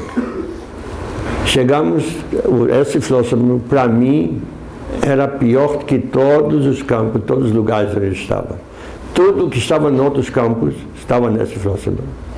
E além disso, em outros campos tinha crematórios, não tinha os mortos espalhados, só no gueto que tinha, né? Mas justamente lá tinha tudo, tinha tudo. O campo estava cheio de mortos e o crematório não dava vazão de queimar tantos corpos. Então queimavam em piras com madeira e gasolina e mandavam no ar. Era cheio de carne queimada. Parecia um manicômio. Além de campo de extermínio, parecia manicômio também. Ficamos, às vezes, chegamos lá, era em fevereiro, estava muito abaixo de zero, mandaram tirar esses pijamas, disseram que vão desinfetar. Entramos lá, tomamos banho gelado e saímos, ficamos em cima da neve esperando vir os uniformes, os pijamas de volta. Nem foram limpos. E além disso, tudo isso, além disso, graçava também nesse campo, graçava disenteria. Disenteria é tipo cólera. Você come ou não, você evacua sangue até morrer. E isso é muito contagioso também, é tipo cólera. E meu pai pegou isso também. Tinha lá um bloco, um galpão chamado latrina, só que não podia entrar. As pessoas lá, lugar se chama Sibéria Alemã. Lá as pessoas não entravam lá para fazer necessidade, estava tudo não queria, para não morrer também, mas se entrava um pouco para não ficar no relento alguns minutos só. E os capos e SS batiam nas pessoas, não deixavam ficar lá. Eu vi pessoas correndo lá naquela latrina, não vi meu pai, não sei por que me ocorreu. Cheguei lá perto, quando olhei lá dentro, estava meu pai estendido, entre fezes, entre sujeira, tudo ensanguentado. Estava deitado lá. Cheguei perto dele, ele falou meu nome e não me reconheceu mais. Meu pai foi assassinado dentro de uma latrina. Lá não se podia mexer, que chegava perto, tinha que andar de tal maneira para não chegar perto, porque estava cheio de morto, e não podia chegar perto de... Olhava para morto, já vinha capo, e batia, matava também. Mas assim mesmo eu não ia deixar meu pai dentro dessa sujeira toda. Pedi pessoas para me ajudarem. Olha a solidariedade, sabendo que podem morrer, eu também. Puxamos meu pai fora daquela latrina, chegamos num bloco, num galpão, deixaram entrar. Meu pai foi jogado entre os mortos.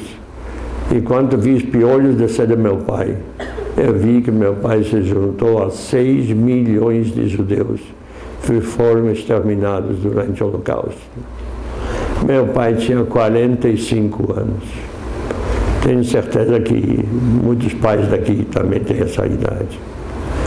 45 anos. Era uma pessoa boa, uma pessoa temente a Deus, muito respeitado antes da guerra, muito respeitador, tinha tudo para viver. Não podia viver só porque era judeu. Aos 45 anos lhe tiraram a vida. Como eu disse, o crematório não dava vazão de queimar tantos cadáveres. No dia seguinte, meu pai foi jogado em cima de uma pira e isso foi fim do meu pai. Eu, todo ano agora, sou convidado pelo governo alemão para ir justamente nesse campo. Eu vou lá fazer uma prece, não só para o meu pai, mas por todos que foram exterminados durante o Holocausto. Todo ano vou, esse ano vou em julho, dia 6. Em seguida logo veio uma ordem que nenhum prisioneiro pode cair vivo no mundo dos aliados. Nenhum prisioneiro. Fomos novamente postos no trem e fomos levados para sermos afogados no Bodensee, um lago perto da fronteira suíça. No meio do caminho, cortando muita coisa. No meio do caminho fomos bombardeados e muitos morreram também, nossos. A locomotiva foi avariada. Ficamos, à noitinha, entramos numa cidade chamada Immendingen bei Tuttlingen, perto de Tuttlingen. Geralmente, quando vimos os alemães, assim, eles olhavam a gente com ódio, às vezes cuspiam. Desta vez, quando passamos pela cidade, eles jogavam um pedaço de pão, um pedaço de linguiça. Alguns choravam também, não choravam por nós, choravam por eles. Já viram que está no final e esses miseráveis que passaram, que eles fizeram, aí choravam. Só que eu não pude levantar nada. Entramos no vagão já de passageiros, primeira vez, só que estava muito inchado e não podia sentar. Sentei no chão, encostei no encosto, puxei aquele trapo que chamavam de cobertor, fechei os olhos e sabia que estou morrendo. Eu estava morrendo. Estava em paz comigo, não sentia frio, não sentia fome, não sentia sede, não sentia medo. Estava em paz comigo. Ouvi gritos, o tempo não conta, não sei quando foi. Ouvi lá fora gritos, mas não era comigo, eu estava morrendo mesmo. Alguém me catucou, abriu os olhos, falou numa língua, não sei, talvez falou italiano, mas na época ele não falava português, não ia entender nada. Falava só alemão e polonês. E ele foi embora, talvez falou grego mesmo, e foi embora. Novamente alguém me catucou, abri os olhos, estava um homem, talvez o mesmo, com um caneco de leite morno e disse para mim, alemão, drink, bebe.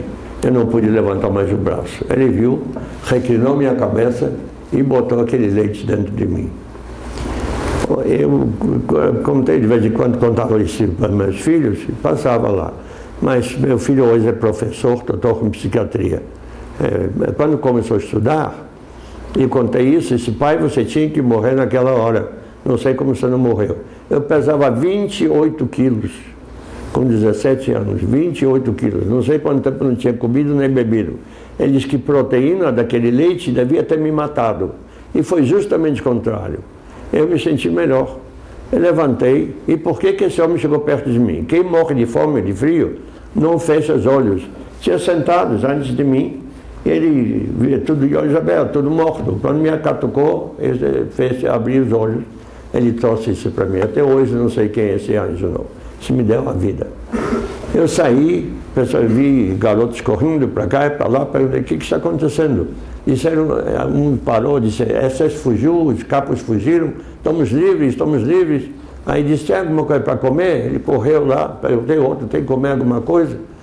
E tinha lá um vagão com macarrão, e nós temos hoje também. Eles já tinham isso em 1945, mas tinha que cozinhar, né? E pessoas quando saíram, viram isso, saíram antes, começaram com sorte minha que saí tarde, não tinha mais nada. Sorte, senão teria morrido. Pessoas começaram a morrer mesmo de comer essa comida lá daquele vagão. E outros diarreias também, estavam um horror. Mas tinha lá um vagão com roupa de soldados, aí tirei esse fedor de cima de mim, botei roupa limpa, só não pude botar nem sapato nem bota, porque estava muito inchado, mas botei uma roupa limpa. Aí vieram franceses que me libertaram, chegaram lá, perguntaram oficiais se há franceses entre nós. Tinha 3, 4 franceses, foram levados, eles foram deixados como se fôssemos lixo. Não mandaram nem médico, nem enfermeiro, nada, ficamos lá. Era um horror aquela estação. Mas tinha lá também, alemães quando iam para frente, eles iam nos vagões e tinha beliche lá para chegarem descansados. Alguém viu, disse, tem beliche lá. Eu fui com outros também e depois de 5 anos e meio eu deitei num lençol branco e roupa limpa. Eu estava fechado de piolho e muito inchado. Um dia ou 2 depois, voltaram os franceses e disseram que eles vão se retirar e alemães vão voltar. Quem quiser ir com eles pode ir, mas eles não têm condução. Tinha que andar, a cidade de Dona Oeste, tinha que andar 21 quilômetros, não podia descer onde estava deitado. Como ia andar 21 quilômetros? E se Deus quiser, fiquei. De madrugada não deu outro, voltou o destacamento SS. Os que ficaram, que não está melhor do que eu, fomos alinhados na frente do trem, e ele disse que saqueamos a cidade, somos bandidos, vamos ser todos fuzilados. Ia mostrar que estou inchado, também, cala a boca, alte fresse, mal, e fomos sendo levados para sermos fuzilados. Em 2004 está no mesmo lugar. Já estávamos para entrar, para ser fuzilados, um bosque lá, aí veio correndo um padre católico, um protestante e 2 civis, e começaram a pedir para não sermos fuzilados. Não disseram que não pode matar, não matarás, nem os religiosos fizeram isso. Mas, por lógica, disseram, olha, se vocês matarem essa gente, depois vão embora. Aliados voltando, encontrando essa gente aqui, a cidade vai ser responsabilizada por isso. Deixa-os para a cidade não ser acusada. Mas eles não, eles sabiam direitinho, são do campo de concentração e saquearam a cidade. Sacamos nada. E parece que eles disseram que eles querem ser fuzilados junto conosco e não querem ficar com a cidade. Parece que isso entrou na cabeça dele, descemos novamente e todos entraram numa escola, mas eu, antes de passar, tinha um bunker contra bombas, eu saí, entrei lá, fiquei, não aconteceu nada na escola também, e houve fuzilaria, houve uma batalha, quando ficou tudo quieto, eu saí. Quando saí, a cidade estava cheia de lençóis brancos, bandeira branca, haviam se rendido. Eu estava livre. Estava livre, pesava 17 anos, pesava 28 quilos, quase não enxergava, meus dentes estavam soltos, haviam tirado minha juventude, tirado minha adolescência, que não tive, sem pais, sem parentes, sem amigos, sem pátria, sem roupa, sem dinheiro, sem perspectiva para o futuro. Mas assim mesmo, quando eu olhava assim, aquilo me parecia, tudo branco, são todos mortos, eu sou o único sobrevivente, o único que vive. Mas eu disse para mim, eu vou viver. Não sabia como, mas eu vou viver, eu vou viver. Repetia comigo, eu sobrevivi, eu vou viver, eu vou viver. Aí começaram a me vir lá da escola também, viram que isso estava parado.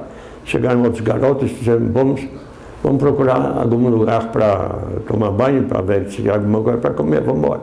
Eu fui com eles. Os franceses não fomos maltratados, mas não fomos bem tratados pelos franceses. Eles começaram a me dar, não deixaram entrar, porque os nazistas, quando saíram, deixaram as casas, não deixaram entrar. Mas nós achamos os 5 rapazes, estávamos juntos, entramos numa sala grande, em cima de um açougue. 2004 estava lá, não via a sala. Pelo menos estávamos no chão. Ganhávamos também deles, dos franceses, ganhávamos 2 sopas e um pedaço de pão de vez em quando. Mas era pouco, estávamos subnutridos. Para comer, tínhamos que pedir nas fazendas em volta dos alemães, pedir comida, não tinha. Lembro, sempre queriam que eu fosse com mais um, eu com outro. Lembro a primeira vez quando fomos, quando se arrastamos fomos até aquela ravina, sentávamos, vamos até aquela cruz, até aquela poste. Quando chegamos lá, não sei se era sítio ou fazenda, saiu uma senhora, olhou esses 2 esqueletos e disse, o que vocês desejam? O que foi? O que vocês querem? Aí disse, nós queremos casca de batata. Ela olhou, casca de batata para quê? Ele disse, somos 5 rapazes em Lima e ninguém precisamos de comer. Ela olhou e disse, não querem batata? Por que casca de batata? Ela sempre não sabia que posso pedir batata. Pedir casca de batata. Tão fora da realidade que eu estava. Ela ofereceu se quer um ovo. Queremos. Quando ela foi buscar, mandou sentar lá. Era para mim, um ovo era redondo, parecia com batata, mas tinha uma casca por fora e por dentro tinha muito branco e outras cores lá dentro. O paladar nem se fala. Só depois, quando trouxe o ovo, depois de 5 anos e meio, eu vi que é ovo. Assim mesmo, pedindo essas comidas em volta e também essa sopa dos franceses, não era mais de casca de batata, claro, começaram a ganhar músculos. E a Alemanha, na época, era dividida em zona de ocupação. Zona americana, zona inglesa, zona francesa e zona russa.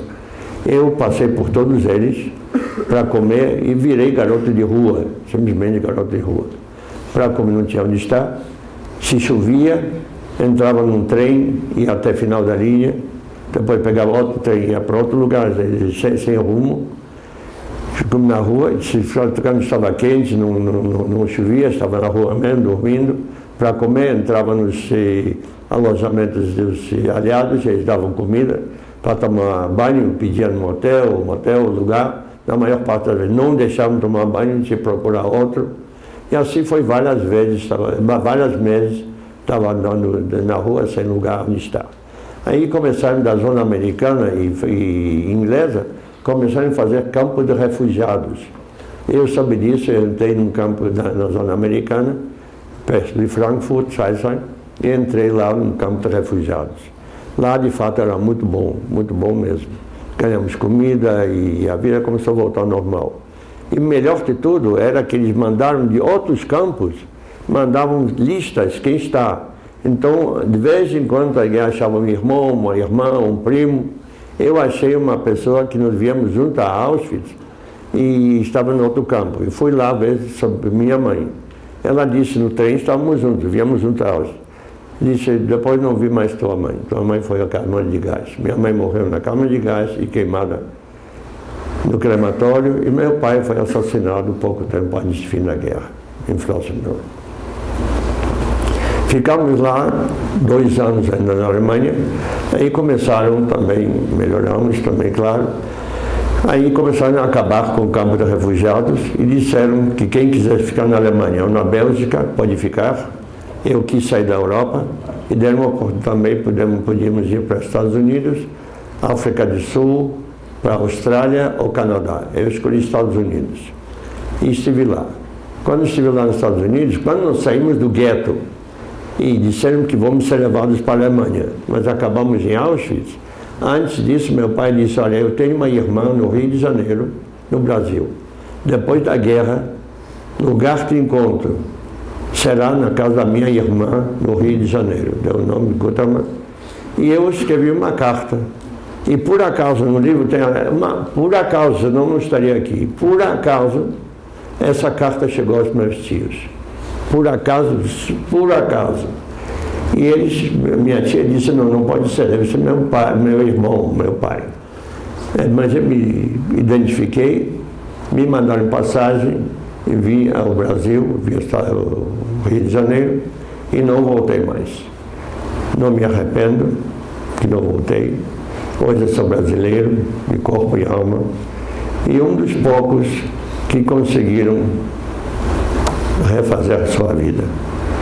Eu, depois de tempo, trabalhei muito, eu queria estudar, mas meus tios não tinham posse, tinha que trabalhar e estudar de noite era muito pesado, mas eu casei, hoje eu sou viúvo, já há 11 anos que minha mulher morreu, tenho 2 filhos. Um é superintendente do Instituto Nacional de Psiquiatria, o outro trabalha em informática e tenho 3 netos. E eu sou como disse, um dos poucos que consegui refazer minha vida. Tudo que ele disse aqui não é intuito de dizer coitadinho de mim, comi pão que diabo amassou. Não tinha pão que diabo amassasse, mas para alerta, eu estou aqui fazendo alerta, que tudo que eu fiz, tudo que passei, nunca mais pode se repetir. E depende de cada um de vocês, de cada um de nós. Não podemos esquecer o que aconteceu, para não se repetir. Isso é muito importante. Eu hoje sou presidente da Associação Brasileira dos Israelitas Sobreviventes do Holocausto, no Rio de Janeiro. Também tenho medalha Pedro Ernesto, que é a maior condecoração da cidade do Rio de Janeiro. Também sou cidadão benemérito do estado do Rio de Janeiro, aqui também. Sou conselheiro vitalício do Instituto Interamericano de Fomento, Educação e Cultura, graças aos meus professores do gueto, senão não seria. Tenho medalha de honra mérito de direitos humanos pelo Bnei Brit. Sou conselheiro da Escola Técnica Hort. Sou conselheiro da Federação Israelita do Rio de Janeiro. Também tenho uma medalha da FEB. FEB, muitos nem sabem. FEB é Força Expedicionária Brasileira. Brasil tomou parte na Segunda Guerra Mundial O Brasil mandou o melhor que tem seus filhos para lutarem na Itália contra o nazifascismo. Muitos deram a vida para eu estar aqui, pela liberdade do mundo. Muito orgulho, muito me orgulho de ser brasileiro. Uma das razões é essa também, que o Brasil combateu o nazifascismo. Muitos nem sabem. E eu tenho medalha Mascarenhas de Moraes, que era comandante da FEB. E também, algo que muito me honra também, é sou avô honorário de uma escola. Isso é muito importante. Eu queria lhes pedir algo, que eu não fiz e nunca vou poder fazer.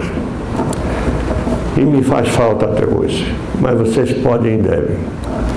Abracem sempre seus pais e os pais dos filhos. Dizem-lhes que são os melhores pais do mundo. Nada, meu pai é chato, minha mãe é chata.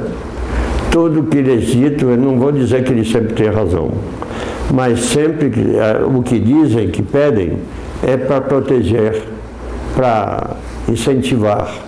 Ninguém ama vocês tanto quanto seus pais. E ninguém ama vocês tanto quanto seus filhos.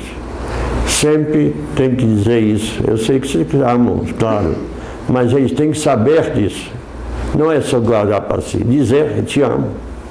Isso é muito importante. E também, entre nós, não vou dizer de vocês, entre nós, amam-se. Tem que se amar, nada de bullying. Agora tem negócio de bullying, nada disso, isso não leva a nada.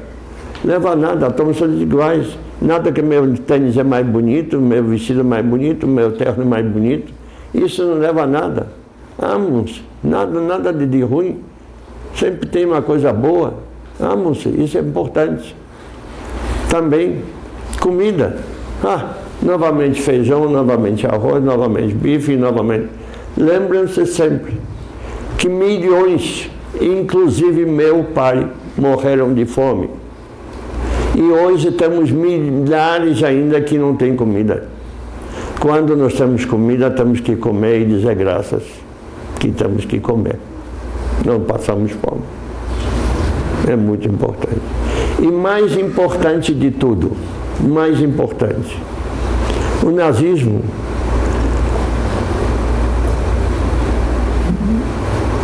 dividiu as pessoas em raças. Era a raça branca, raça negra, raça preta, raça ariana, raça judia, raça eslava, raça e tudo era, não era pessoa, não era país, não era cidadão, não era raça. Tudo era raça. Podia ser mais inteligente, mais capaz. Se não era da raça que eles achavam superior, você não tinha nenhuma chance. Existe, é verdade, existe raça sim. Existe raça bovina, suína, equina, canina, e todo racista pertence a estas raças. Principalmente a raça suína. Porque de fato o que existe é uma única raça. É a raça humana. Esta é a raça humana. Na raça humana nós temos brancos, pretos, loiros, morenos, estamos todos, mas somos uma raça só. Eu sou branco, nasci branco, e daí? Isto não faz nenhuma diferença. Que faz diferença, que posso dizer bem alto, em alto som com muito orgulho, eu sou brasileiro, judeu e parte da humanidade. Muito obrigado.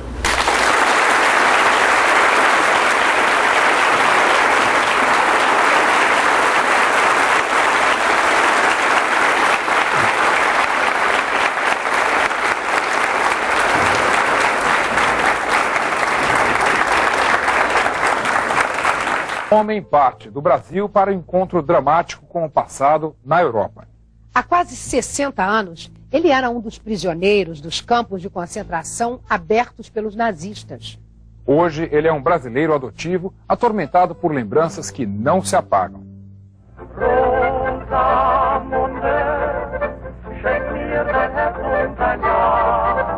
Sondern die Vernichtung der jüdischen Rasse in Europa.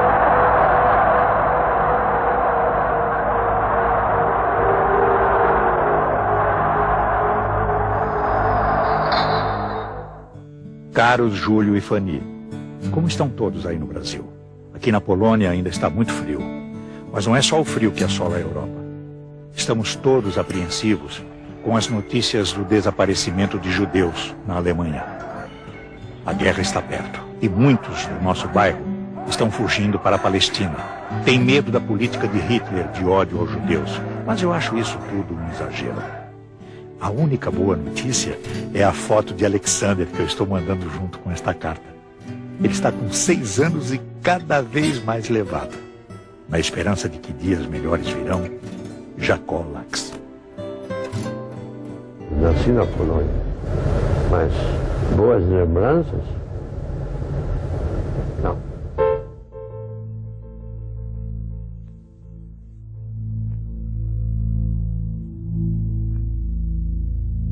E era para ter os judeus sempre juntos para exterminar.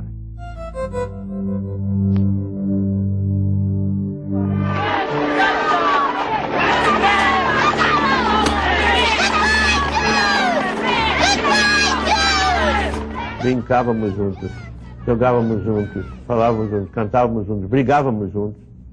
Mas quando mal entraram os alemães, me caguetavam, esse é judeu.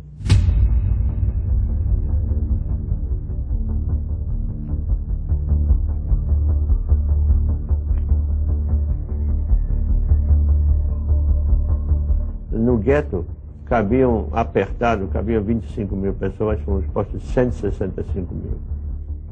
Mas cá estão, no mesmo lugar, onde milhares de pessoas morriam de fome e estavam espalhados na rua. É tão pacífico, é tão bonito. Crianças brincando.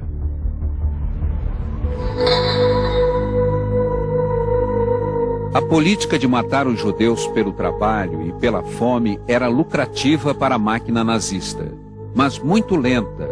A Alemanha de Adolf Hitler começara a perder a guerra.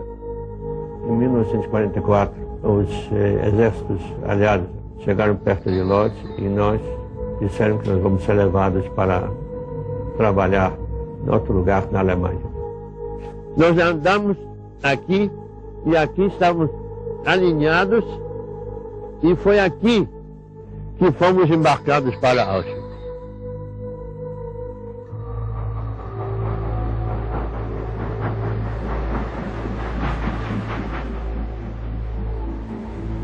Pensávamos que estamos chegando num lugar de trabalho, que de um lado tinha um complexo com chaminés e saía fuligem em cima de madrugada. E eu, como trabalhei no gueto, trabalhei como metalúrgico, aí eu disse ao meu pai, olha, pai, desta vez os alemães não nos enganaram. Estamos chegando no alto forno, numa metalúrgica. Depois da saída, perguntamos o que está acontecendo, porque o mundo não era mundo, era completamente outra coisa. A resposta foi, cala a boca, você está em Auschwitz, daqui sem uma saída, pelo chaminé. E dividindo as mulheres de um lado e homens do outro, minha mãe foi do outro lado, entre as mulheres, foi a última vez que eu vi minha mãe. Entramos na câmara de gás, onde milhares de pessoas foram classificadas, inclusive minha mãe. Aqui foram queimadas pessoas. Por quê? Queria saber a resposta, seja de Deus, seja de homem, seja de quem for. Interessante que sempre mostraram as pessoas não no inverno. Imagina como estava naquela época, sem roupa, sem nada. Esse é campo de ciganos, que foram exterminados numa noite só para ter lugar para a gente. Não é meu bloco, que o bloco que eu estive não tinha beliche. Mas aqui as pessoas estavam amontoadas num espaço desse, eram postos umas 10 pessoas mais ou menos. Tem muito bloco para procurar, para saber qual é. Também pode ter sido um desses aqui. Estão destruídos lá já. os guardas para se divertirem, que eles também estavam lá no frio, então se divertiam simplesmente atirando as pessoas. Aqui ninguém tinha certeza que vai viver 2 segundos depois. Alexander e o pai sobrevivem à Marcha da Morte, a retirada a pé que matou tanto quanto todos os campos de extermínio. Nessa marcha de morte morreram 2 milhões de pessoas. E lá meu pai era um esqueleto, eu não podia andar. E eu disse a ele, eu vou sentar porque minhas pernas não me carregam mais. E quem sentava ou ficava para trás era fuzilado. Aí eu disse ao meu pai, pai, se você sentar, eu vou sentar junto contigo. Eu não quero viver sem você.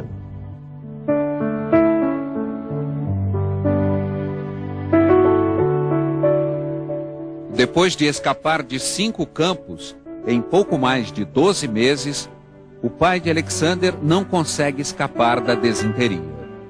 Meu pai entrou na latrina e foi assassinado, foi apaulado, foi assassinado exatamente no lugar desse.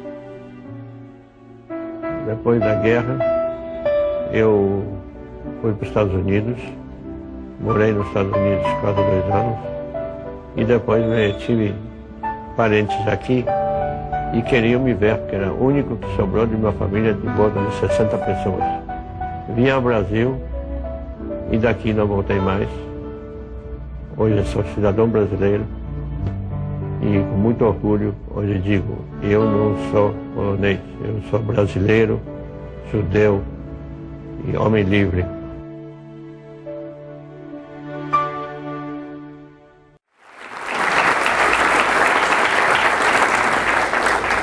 Lembrando a todos, então, os livros estão ali com a Mônica, para quem tiver interesse. E o senhor Alexander está aqui para autografar os livros, para dar um abraço em vocês também. Muito obrigado pela presença de todos. Eu, antes de ir embora, tenho que confessar. Eu amo vocês.